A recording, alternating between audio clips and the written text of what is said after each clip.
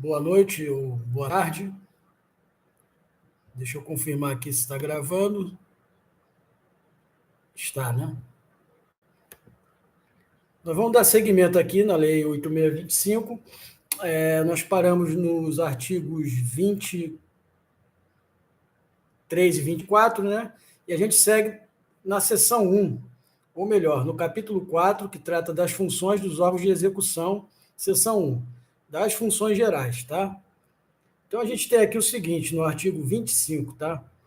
Além das funções previstas na ACF, né, Constituição Federal e Estadual, na Lei Orgânica e em outras leis, né, na Lei Orgânica, que é a Lei Complementar 106, nesta própria lei, na Constituição Federal e Estadual, incumbe ainda ao Ministério Público, ou seja, ainda é competência do Ministério Público, inciso 1, propor ação de inconstitucionalidade de leis ou atos normativos estaduais ou municipais. Repare bem que ele não ele não pode propor a ADIM, né, ação de inconstitucionalidade, de atos normativos federais, porque a gente está falando do MP estadual, no caso do Rio de Janeiro. Então, ele pode propor essa ação de constitucionalidade de leis e atos normativos estaduais e municipais apenas, em face à Constituição estadual, e não à Constituição federal, né? São atos estaduais e municipais que estão submissos, né, subordinados à Constituição estadual. Cada estado tem a sua. No inciso 2, promover... Espera que eu passe direto. Promover a representação de inconstitucionalidade para efeito de intervenção do Estado nos municípios, certo? Ele pode representar, com relação a uma intervenção de Estado em município, que é possível, está previsto na Constituição, ele pode representar contra ou a favor dessa, geralmente contra, né?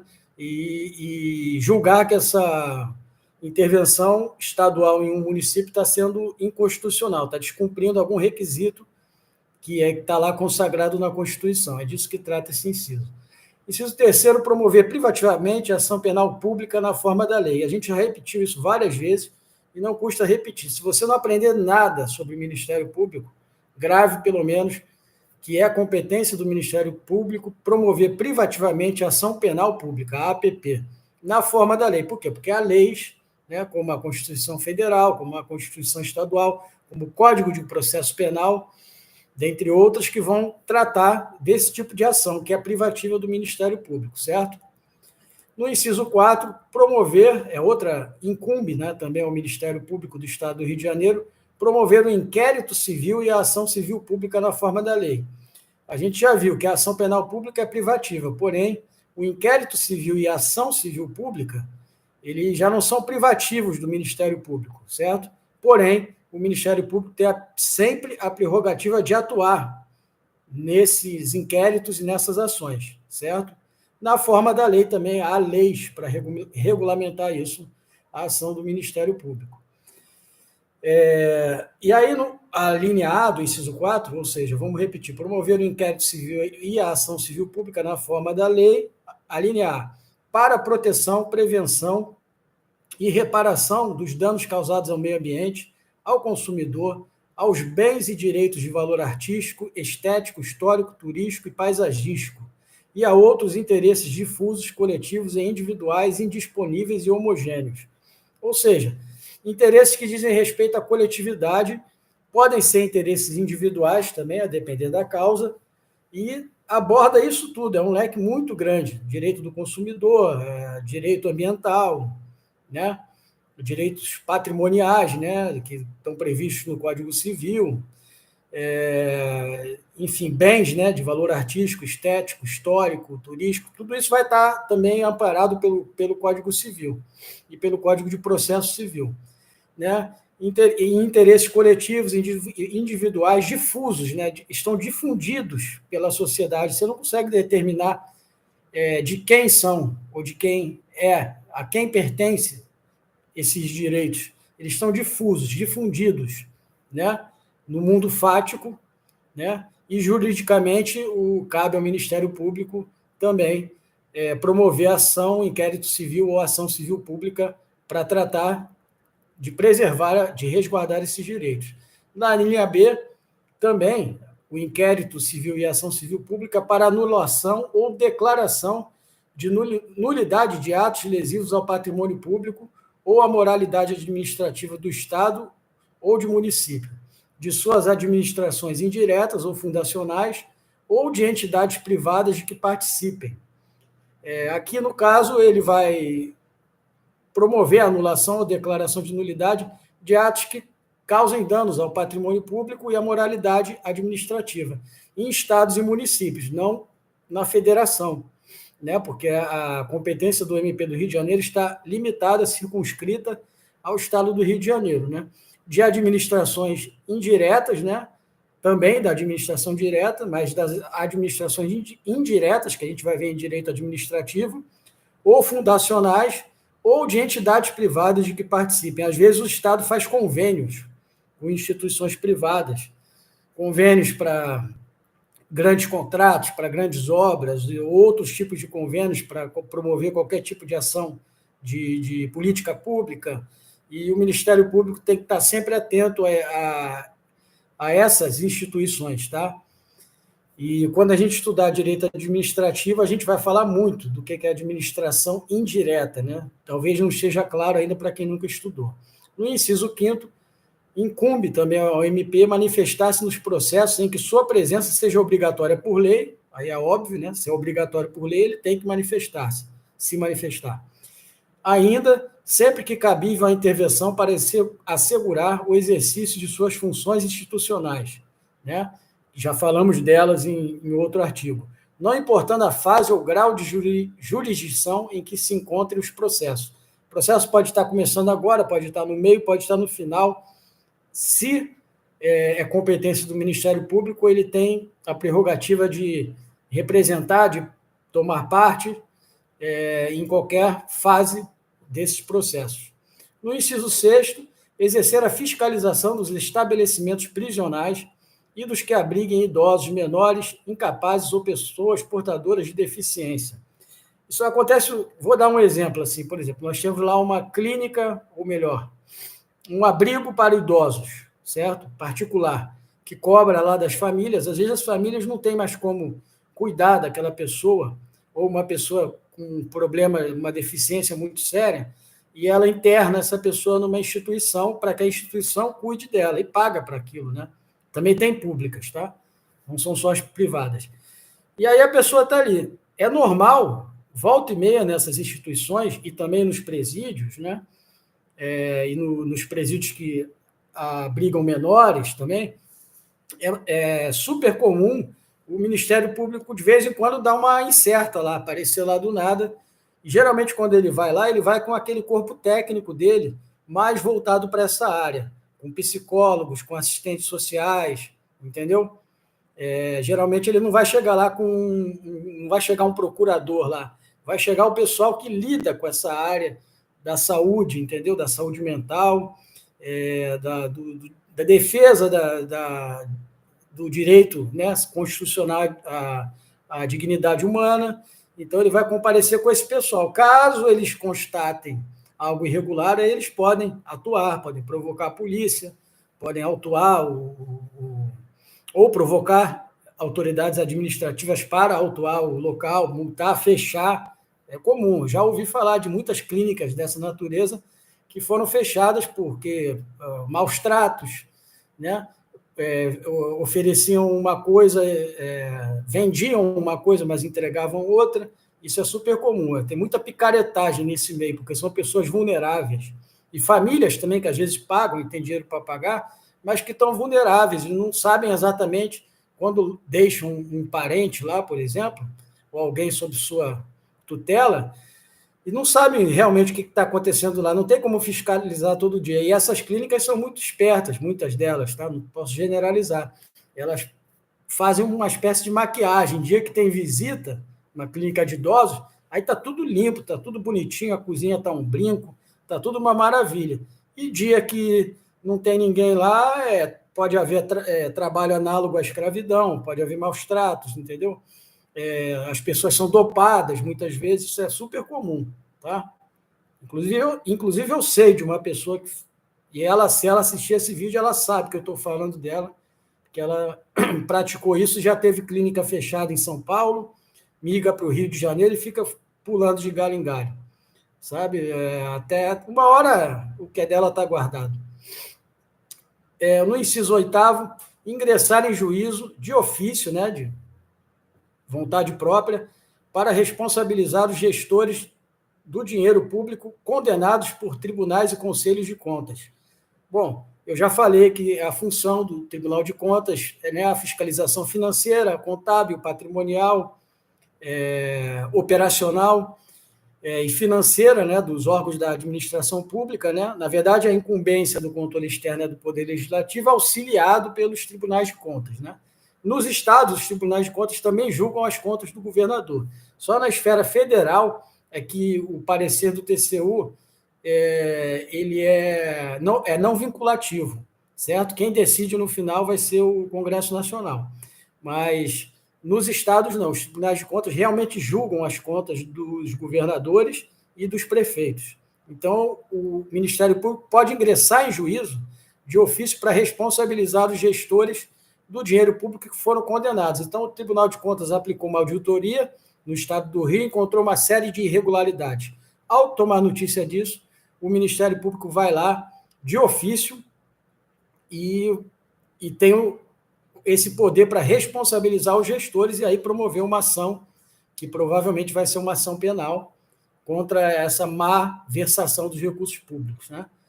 No inciso 9º, interpor recursos ao Supremo Tribunal Federal e ao Superior Tribunal de Justiça, que são tribunais, né, de nível federal, né, do mais alto escalão do judiciário.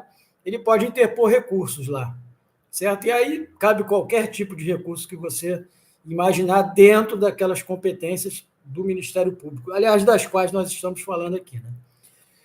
Parágrafo único. É vedado o exercício das funções do Ministério Público a pessoas a ele estranhas, sob pena de nulidade do ato praticado. Bom, isso é óbvio, né? Se você não faz parte do Ministério Público, você não pode atuar como tal. Então, não pode um policial chegar lá e dizer que eu sou membro do Ministério Público, eu vou fazer aqui uma inspeção, eu vou fazer aqui uma diligência, que é a competência do Ministério Público. Ele não pode fazer isso. Não vou promover uma ação penal pública se eu não sou um promotor ou um procurador. No 26, para a gente concluir, no exercício de suas funções, o Ministério Público poderá instaurar inquéritos civis e outras medidas e procedimentos administrativos pertinentes e para instruí-los, ou seja, instruir é o quê? Colher evidências, colher provas, colher dados, colher informações, fazer oitivas, né? Ouvir pessoas, depoimentos. Ele pode fazer isso, né, em inquéritos civis e procedimentos administrativos pertinentes para instruí-los. Fazendo como? A linha A, expedir notificações para colher depoimento ou esclarecimentos, ou seja, fazer oitiva de pessoas, testemunhas, em caso de não comparecimento injustificado, requisitar condução coercitiva, inclusive pela Polícia Civil ou Militar, ressalvadas as prerrogativas previstas em lei. Essa linha quer dizer o quê? O MP pode expedir notificações para colher depoimento. Então, ele está envolvido em uma determinada ação. Ele me chama para prestar depoimento, porque eu tenho alguma relação com aquilo ali, não necessariamente acusado, eu sou alguém que conhece, alguém que é acusado, enfim, posso ter alguma informação relevante para esclarecer e para o Ministério Público colher como evidência. Se eu não compareço e não justifico porque não compareci, ele pode requisitar a minha condução coercitiva, né? Inclusive pela Polícia Civil ou Militar. Né? Ele pode mandar a polícia ir lá e bater na minha porta, vamos ali, que você precisa prestar depoimento ali a respeito desse processo, dessa ação. Ressalvadas as prerrogativas em lei, porque a condução coercitiva já causou muita confusão, aí, inclusive quando houve aquela condução coercitiva do Lula, há uns anos atrás, e aí surgiu uma série de precedentes aí que foram abertos, limitando a condução coercitiva. Por isso que há ressalvas na lei com relação a isso, mas, no geral, é a competência, nem incumbe ao Ministério Público esse tipo de procedimento. Na linha B, requisitar informações. E quando eu digo requisitar, é exigir. Nesse sentido aqui, o MP ele exige informações, exames periciais, né, falar com peritos a respeito de determinada área de sua especialidade, e documentos de autoridades federais, estaduais e municipais, bem como dos órgãos e entidades da administração direta, indireta ou fundacional de qualquer dos poderes da União, dos estados, do DF e dos municípios. Nesse ponto, requisitar informação, né, ele não está processando ninguém, nem promovendo nenhuma ação, ele só está requisitando informações, ele pode até solicitar de autoridades federais, certo? De qualquer dos poderes da União. Então, ele tem essa prerrogativa, nesse caso, de extrapolar a circunscrição à esfera estadual. Letra C, promover inspeções e diligências investigatórias junto às autoridades, órgãos e entidades a que se refere a linha anterior. Ou seja, do mesmo jeito que ele pode requisitar informações, ele pode promover inspeções e diligências investigatórias junto às autoridades que eu acabei de mencionar, aos órgãos e entidades a que se refere a linha anterior, a que a gente acabou de falar.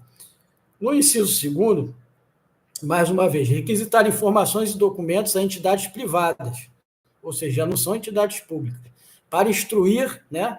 Instruir é o processo de conhecimento, de cognição do processo, quando se começa a colher informações, a investigar pessoas, né? A procurar evidências e, enfim, provas, outros achados, ele pode requisitar informações e documentos a entidades privadas para instruir procedimentos ou processo em que oficie, qualquer coisa que seja da sua competência.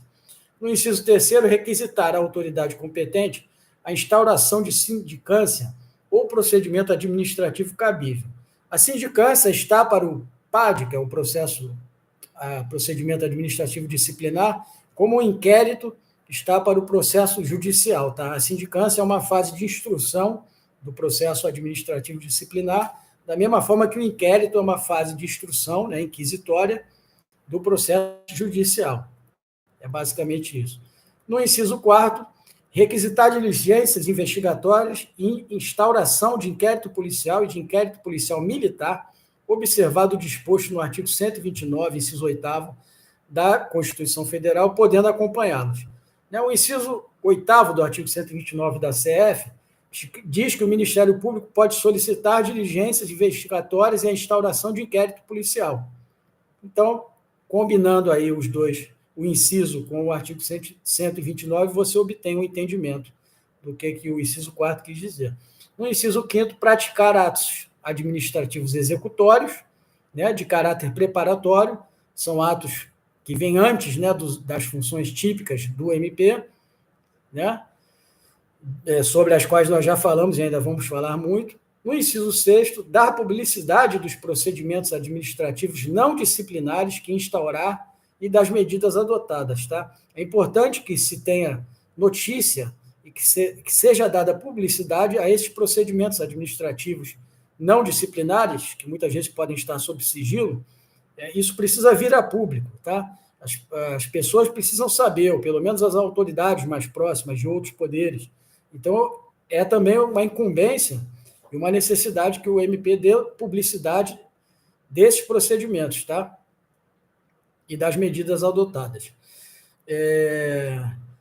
Eu trouxe aqui rapidamente, tá? Só o artigo 1º e o parágrafo 1º da Lei 9784, que trata do procedimento administrativo na esfera federal. E os estados que não têm ainda lei própria de processo administrativo usam essa lei emprestada. Porque nós falamos muito de processo judicial, mas existe o processo administrativo, tá? Que é uma outra instância, né? O contencioso administrativo, que muitos chamam assim, e o artigo 1 da Lei 9784 diz isso. Esta lei estabelece normas básicas sobre o processo administrativo no âmbito da administração federal, direta e indireta, visando em especial a proteção dos direitos dos administrados e ao melhor cumprimento dos fins da administração. Tá? De respeito a você ir a uma repartição pública, a maneira como você deve ser atendida, aos seus direitos, aos seus deveres, ao pleitear algo perante a administração pública, né? Em âmbito administrativo, não em âmbito judicial, não em juízo. E o parágrafo 1º dessa lei diz isso. Os preceitos desta lei também se aplicam aos órgãos dos poderes legislativo e judiciário da União, quando no desempenho da função administrativa. Esse parágrafo não inseriu o Ministério Público, mas implicitamente, quando ele fala aos órgãos dos poderes legislativo e judiciário da União, ele também está incluindo o Ministério Público aqui, ou seja, as regras da Lei 9784 também se aplicam ao Ministério Público, tá bom? No caso do Rio de Janeiro, não necessariamente, porque o Rio de Janeiro tem a sua própria lei de processo administrativo, mas, em geral, a lei do Rio de Janeiro é baseada nessa lei. Então, eu trouxe só para ilustrar. E essa lei do Rio de Janeiro provavelmente não vai cair, é mais comum cair a 9784, que eu acabei de mencionar, que ela serve de modelo para todas. Inciso 7º, sugerir ao poder competente a edição de normas e alteração da legislação em vigor, bem como a adoção de medidas propostas destinadas à prevenção e controle da criminalidade. Né? Então, ao poder competente, que pode ser o Poder Judiciário, podem ser as autoridades policiais, ele pode sugerir, né, e ao próprio Legislativo, a edição de normas e a alteração da legislação. Na verdade, para normas e legislação, ele vai recorrer ao Poder Legislativo, no caso, a Assembleia, né, no caso estadual. Então, sugerir ao Poder competente a edição de normas e a alteração da legislação em vigor, bem como a adoção de medidas propostas destinadas à prevenção e controle da criminalidade. Né? Então, é uma competência de provocar o Poder Legislativo para editar leis no sentido de prevenção e combate à criminalidade. No inciso 8º, manifestar-se em qualquer fase dos processos acolhendo solicitação do juiz, da parte ou por sua iniciativa, quando entender existente interesse em causa que justifique a intervenção. Então, aí, em qualquer tipo de processo, quando cabe ao Ministério Público se manifestar por solicitação do juiz, por solicitação da parte, ou de ofício, né, por sua iniciativa própria, em qualquer causa, certo? Não é privativo, mas é uma prerrogativa dele. O membro do Ministério Público, no parágrafo 2º, será responsável pelo uso indevido das informações e documentos que requisitar, inclusive nas hipóteses legais de sigilo. Então, hipótese de sigilo, ele tem que manter sigilo sobre aquelas informações. E informações que não estão sob sigilo, ainda assim, podem ter teor sensível e informações privadas de alguém, ou de alguma autoridade, ou de algum órgão, e que não convém. Então, ele não pode, o membro do MP, por ter acesso a tudo isso, devido a todas essas prerrogativas que nós estamos falando, ele tem que ser responsável pelo uso indevido dessas informações. Né? Senão, ele pode também se dar mal. Um procurador ou um promotor pode pegar aí um processo disciplinar por divulgar informações sigilosas ou informações pessoais as quais ele não deveria tratar. Inclusive, hoje em dia, deve cair na prova, eu acho, a LGPD, que é a Lei Geral de Proteção de Dados, que é uma lei mais recente e que não caiu no último concurso, mas eu tenho quase certeza que vai cair nesse concurso do MP, mesmo para técnico. Parágrafo 3º, serão cumpridas gratuitamente as requisições feitas pelo Ministério Público às autoridades, órgãos e entidades da administração pública direta, indireta ou fundacional de qualquer dos poderes da União, dos Estados, do DF e dos municípios. A gente já tinha falado nisso. Esse parágrafo apenas diz, o parágrafo 3º, que toda vez que ele requisitar informações, elas têm que ser feitas de graça. Ele não tem que cobrar taxa alguma, nem nenhum tipo de emolumento, nem nenhuma nada. Ele não tem que pagar para receber essas informações que ele requisita.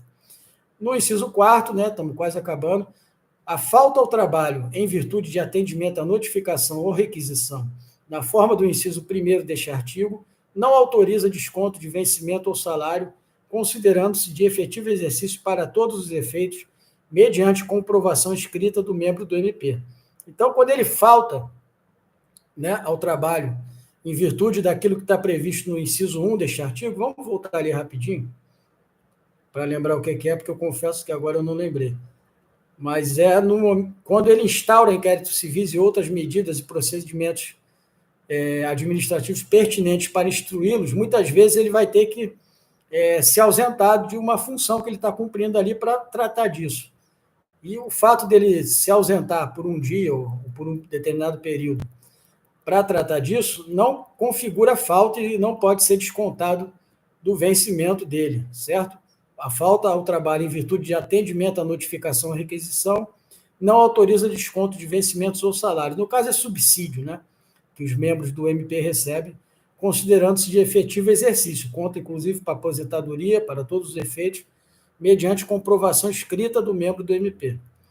Por fim, para encerrar, o parágrafo 5º, toda representação ou petição formulada ao MP será distribuída entre os membros da instituição que tenham atribuições para apreciá-la, observados os critérios fixados pelos colégios de procuradores. Significa que cada representação, cada petição, ela é distribuída automaticamente, né? Para que seja dado andamento àquela ação, aquele inquérito, aquele processo, ou a qualquer outra atividade típica do Ministério Público. E é claro que se é uma causa do meio ambiente, ela vai para um procurador que lida com o meio ambiente. Se ela é uma causa criminal, ela vai para um promotor ou procurador que lida com causas criminais. Se ela é da área da família, ele vai para um membro do MP que lida com a área da família e etc. E os critérios são fixados pelo Colégio de Procuradores, que é um órgão da administração superior. Nós já vimos isso. Então, por hoje é só. Paramos no artigo, agora vamos continuar no artigo 27, na próxima gravação. E tenham uma boa noite aí todos vocês e a gente se vê em breve. Eu vou encerrando por aqui, certo? Espero que vocês tirem algum proveito, porque eu estou me divertindo muito fazendo essas gravações. Um abraço.